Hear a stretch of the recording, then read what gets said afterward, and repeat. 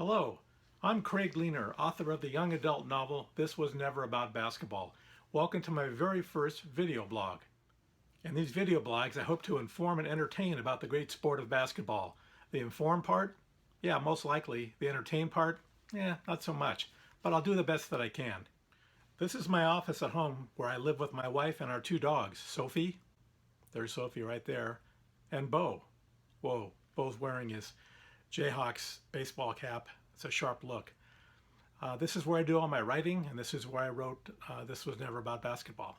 We're going to kick things off with some reader mail. When I finished my first draft, I sent it to various beta readers around the country for some feedback, and just happened to have some right here that recently came in. Dear Mr. Leener, it's actually okay to call me Craig, no problem there.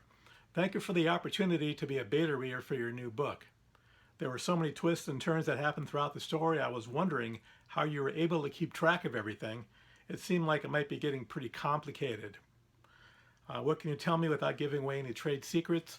And that is signed Jasmine M., your beta reader in the Windy City, Chicago, Illinois. Well, Jasmine, here's the story. When I first started outlining my story, I was grasping for the right way to do it. I started with index cards and spatially couldn't really see it. And then I moved on to using a word processing program on my computer. Wasn't feeling it there either. And then a couple of days later, I was in a paint store with my wife. We were buying a gallon of paint to repaint the dining room. And I happened to look down by the counter and I saw a roll of what's known as builder's paper. Here's a picture of it right here. And I picked up that roll of builder's paper and brought it home.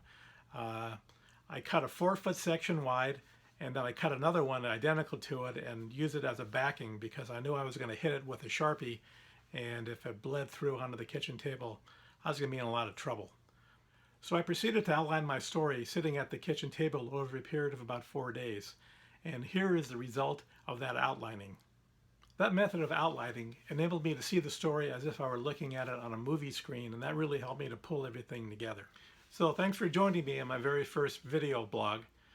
Next time around, we're going to talk about the mechanics of free throw shooting, and we're going to do that standing on a basketball court. Until then, so long.